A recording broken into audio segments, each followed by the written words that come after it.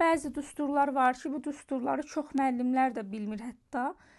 Elə suallar var ki, bu düsturlarla bağlı olan sualları müəllimlər də hətta görürəm ki, uzun yollarla gedirlər, amma qaydasını biləndən sonra çox qısa qaydalarla yaza bilərsiniz.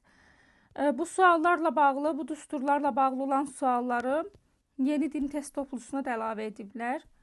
Amma arxada cavabı səhv olmuşdu. Həmin o sualı yəqin bildiniz hansı sual deyirəm. Sonuncu rəqəmin tapılması. Məsələn, bir ədəd verirlər. AB üstündə K ədədinin deyir sonuncu rəqəmini tapın. Sonuncu rəqəmi tapmaq üçün həmişə verilən qüvvəti 4-ə bölürük. Alınan qalıq 1 olsa B üstü 1, 2 olsa B üstü 2. B burada sonuncu rəqəmi bildirir də, yəni. 3 olsa B üstü 3, 0 olsa, yəni ki, qalıq qalmasa B üstü 4-ü hesablayırıq.